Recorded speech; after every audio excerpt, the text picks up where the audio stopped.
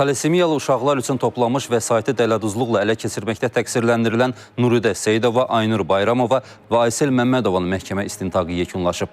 Təqsirləndirilən şəxslər xəstəlikdən əziyyət çəkən 36 uşağın valideynindən 980 min manatın dələduzluqla ələ keçirilməsində ittiham olunublar.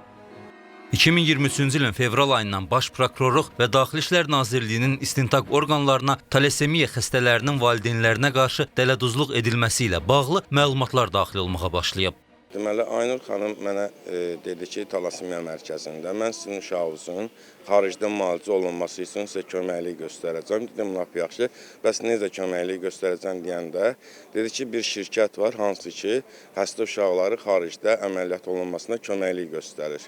Mən də buna inandım. Əvvəlcə inanmırdım. Sonra ki, yəni, bu mən bir 5 manat, 10 manat verəcəm, qalanını bunlar verəcək. Belə bir şeylə alladırdılar məni. Yəni, inanmırdım. Amma sonradan söylədilər ki, ay falan uşağı biz müalicə elətdirmişik, onu eləmişik, bunu eləmişik adla. Bəs sizə nazirlikdən icazə almışıq, siz bizə 20 min dollar versəz, qalan pulu biz verəcəyik, bəs sizin uşağınız müalicə olunacaq bir ay ərzində. Bir ay keçdim, mən bunlara yaxınlaşdım.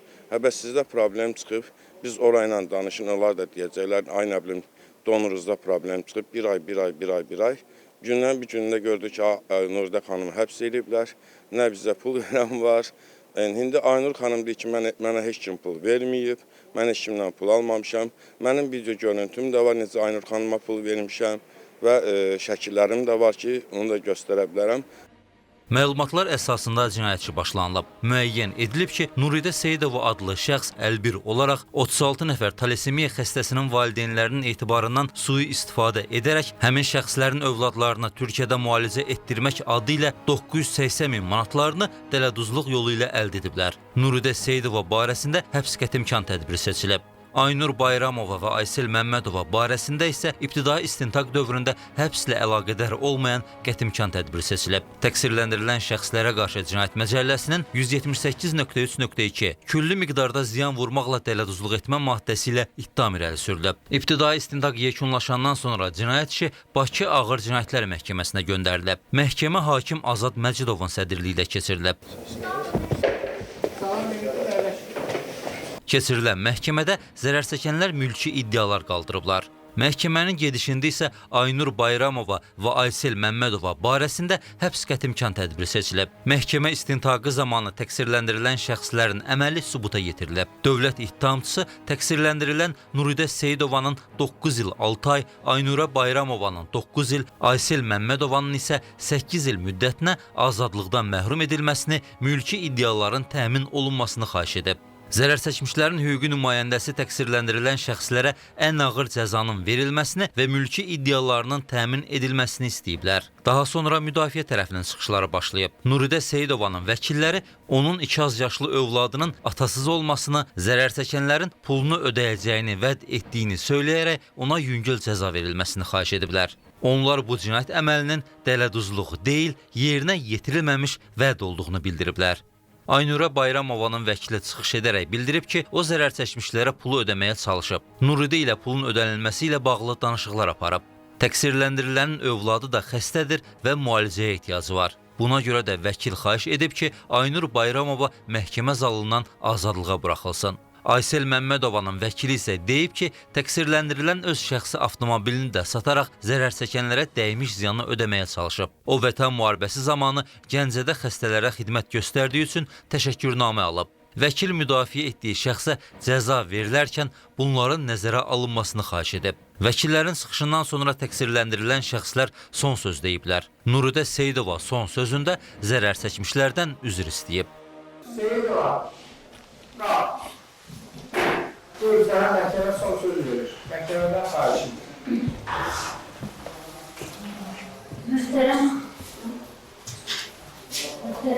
hakimlər, sizin icazənizlə mən birinci istəyərdim zərərçəkmişlərə müraciət icazə verirsiniz. Birinci zərər çəkmişlərdən istəyirəm, çox istəyirəm, yəni nə desələr təbii ki, bağları var, çünki insan haqları veriyoruz. Və inanın ki, istəməzdim ki, iş gəlsin, çatsın bura. Ən azından səslərdə də qeyd olunmuşdur və mənim dələduzluq niyyətim əgər olsaydı, mən əməliyyat olunanlar da dəliydi. Ev də satıldı. Yəni əziyyət də çəkildi. Sadəcə düzgün hesablama yetmədiyinə görə, düzgün idarə etmə yetmədiyinə görə, yəni bu səhvlərə görə böyük bir faciə deyərək baş verdi, yəni problemlər yarandı. Və xahiş edirəm mühtərəm hakimlərdən və zərər çəkmişlərdən mənə bir şans yaratsınlar. Aysel Məmmədova isə tək günahının Nuridəyə inanmaq olduğunu bildirib. Mən məhkəmənin sizdən arzu edirəm ki, həkimin sözlərdən aldım, onu demək istəyirəm ki, təkəməyəm. Az yaşlı qadın bu tükünü vətən barəsində iştirak eləmişəm. Yaşlarla baxıma baxmışam, qazilərə şahid edilərdən kömək eləmişəm. Ölgədən əsası olda bilə bilərsiniz, tələsinlərdə həmxana görə canlıqlar bulunuruyam, dəfələrlə əməliyyatlara dondurulmuşam. Mən heç kəsin bir manatını mənimsəməmişəm, tək günaha Nuridəyə inanmağım oldu. Xahiş edirəm, rəhmət verirsiniz. Bayramova qızının xəstəlikdən itirə biləcəyini bildirib. Vəkillərimizlə razı, bəli, vəkillərimlə razıyam. Mən bir şey qeyd eləmək istəyirəm ki, mənim üzr istəyirəm. Bir övladım millət usuluna rəhmətə gedib, bir övladım da xərçəkdir. Özüm də xəstəyəm.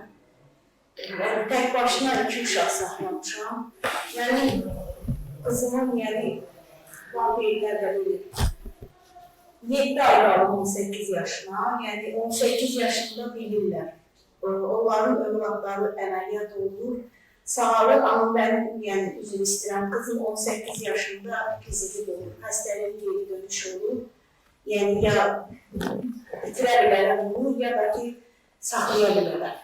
Çünki mən o dərdi yaşadığım üçün mən istəmişəm ki, xəstələrin övladları geçsin.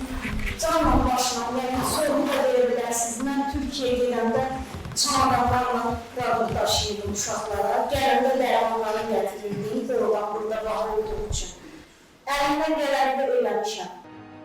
Son sözdən sonra məhkəmədə hökm oxunub. Hökmə əsasən Nuridə Seyidova 3 il müddətinə vəzifə tutmaq hüququndan məhrum edilməklə 8 il 6 ay, Aysel Məmmədova 6 il 6 ay, Aynurə Bayramova isə 7 il 6 ay müddətinə azadlıqdan məhrum ediliblər. Məhkəmə həmçinin mülki iddiaları qismən təmin edib.